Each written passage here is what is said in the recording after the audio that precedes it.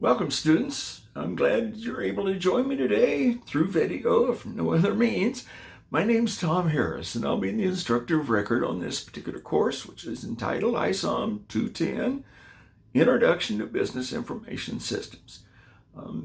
Let me talk just briefly about where we're going with this class. A lot of people, when they sign up for this class, think, oh, it's another computer class. I already know how to use a computer. Well, that's good, because for this class, I assume that you do know how to use a computer. It's reasonable since you're seeing this video, so yeah, you can use a computer at least to download videos, which is a good thing.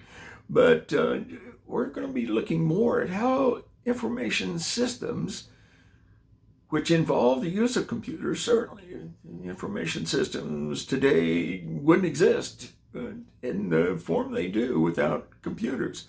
But we're not going to look at how to use the computer necessarily, but how computers are used in a business environment so that we being people in business, can get the information we need to make the decisions we have to make so that we can make the business successful. And that's very, very, very important in business. And that's why this course is a required course. And that's why you're enrolled.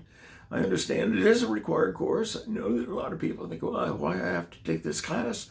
I'm not a computer geek, and that's okay. You don't have to be. That's not the point. The point is understanding how the computer geeks, if you want to use that term, can actually make information available to everybody in a business. Because if you don't have information, you can't do anything. And so that's where we're headed with this class. As I said, my name is Tom Harris. I'm the instructor of record. The textbook that we're going to be using is entitled Introduction to, Business-Driven, that's the title of the course. Business-Driven Information Systems is the title of the book. It's a McGraw-Hill publication. Paige Baltzan is the author. And Paige she's a very prolific author. It's a very good book, and it's easy to read, and I think you'll find it an enjoyable text. It's an online text, so when you purchase the text, what you're doing is actually purchasing an access code that will enable you to sign up and get access to the books. It'll be an online book. You'll read it online. There will be questions and issues and problems that you have to work online. And you'll use what is called the Connect system. It's a McGraw-Hill system that interfaces very nicely with the Canvas system, which is the learning management system that we use here at Ball State. So you'll find that the text is fairly, very readable, actually. And I think you'll find it very useful, especially if you use the text the way the text is designed to be used, to help you learn and learn better than you can by just an ordinary hands-on textbook, old bound paper thing. It's nice to have sometimes in your hand, but it's not always what's going to give you the best possible outcome. And so I like this book because if you use it properly, you'll find that you can gain an awful lot of insight from using the book as it's developed. A little bit about myself. My name, as I told you, is Tom Harris. I have been here at Ball State for a long time. I actually was here as an undergraduate. Got my undergraduate degree in accounting. Worked a short term as an accountant. Decided I didn't want to be an accountant. Made a strategic error for me. Now, I know there are a lot of you out there probably accounting majors, and hey, more power to you. We need them. But they didn't need me, and I didn't enjoy it at all. I could see that a lifetime of that was something that I wasn't going to like. So what happens when you make a strategic error? Well, what do? I came back to school. Back to Ball State, actually, because I knew professors here who offered me a graduate assistantship to come back, so I did, and finished and got a master's degree. My master's degree is in business management. Never really used it as such. Well, I guess I did, because there are a couple places I've been. Been a manager here at Ball State included. I was a department chair for a few years. It's a interesting position. That's a different story. Anyway, after working here for a while, I realized that if I was going to work in academics, I had to get my union card. And my union card as an academic is called a PhD, a doctorate. You have to have a doctorate if people are going to listen to you. So I thought, well, get a doctorate. So I went out to the University of Colorado in Boulder, Colorado, and I obtained my PhD from there. It's in management science, which is the precursor of what we call business analytics today. It essentially is how you use quantitative methods to make better business decisions. Like a lot of people, I never really used that. I used to teach statistics once upon a time, but they discovered I knew more about information systems.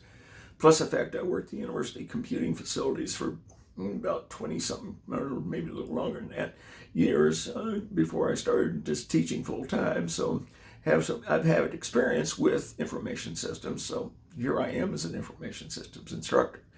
And that's a little bit of my background academically. Personally, I'm married, I have a beautiful wife. We've been married 41 years, actually. Doesn't seem that long, but it's been a blessing to have such a sweet, wonderful wife. We have 2 sons, grown sons. Our oldest son is a radiologist in Tulsa, Oklahoma. Our younger son lives in Bismarck, North Dakota, where he works as a electrician/welder. He has certificates, more certificates than I knew they had, actually. So we're very proud of both of our sons. They're lovely, lovely guys, and we're just blessed to have them. So far as what I like to do, besides teach, I love to teach. I hope it comes across to you, even though we're online, and I'm not a big fan of online education, but we have to do what we have to do. Thank you, COVID. It is what it is, and so we'll deal with it, and that's the way I look at it. But I love music of all types, genres. I'm a fan of soft rock, basically, 60s, 70s kind of music, Chicago, Steely Dan, Doobie Brothers. These are the groups that I really enjoy listening to. But I listen to all kinds of music and enjoy that a lot. In the summer, I love to play golf. Not very good at it, but I love to play. It's a good excuse to go outside and get a lot of good fresh air, and can't always do that in the wintertime here, so it's fun to get out and enjoy it. Fortunately, I don't teach in summertime, so I get not quite my fill of golf, but I get enough in and keeps me satisfied. Love to read. Love to watch movies. Sports fan. I love sports of all kinds. It's been dry the last few months. I don't like this, and not sure where we're headed this fall, but hopefully sports will start to come back. So I enjoy that a lot. In other words, I'm just a normal kind of guy. I just happen to end up being a college instructor. Got to do something for a living. I enjoy living. I enjoy a comfortable living, and I love working with students because you keep me young, and for that I appreciate it. It's a little bit about me. Your first assignment is going to be very simple. I want you to create a PowerPoint presentation about you.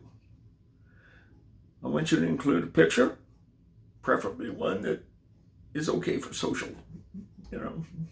nothing racy, please. But a picture that I can recognize who you are, so that I hope if you come in my office, maybe I'll recognize you. That's what I don't like about online teaching. I can't see you. I wish I could, because you're beautiful people, and I love looking at students. But I want you to tell me about you. I've told you a little bit about myself. That's what I want to know. What's your major? Where'd you graduate from high school? What's your life experiences? What do you want to do? These kinds of things. So that will be the first assignment. It will be due in about a week and a half from the time classes start. So I hope that you enjoy doing that. It serves two functions as far as I'm concerned. A, it tells me something about you, which is critically important. If I'm going to teach you, I need to know a little bit about you. And number two, it shows me how well you can use a computer. So I hope we enjoy this semester. I'm glad you're on board. I hope you stay with me. I hope that the semester turns out to be everything you hope for and are looking forward to. That you learn about information systems, and what you learn will benefit you in the future.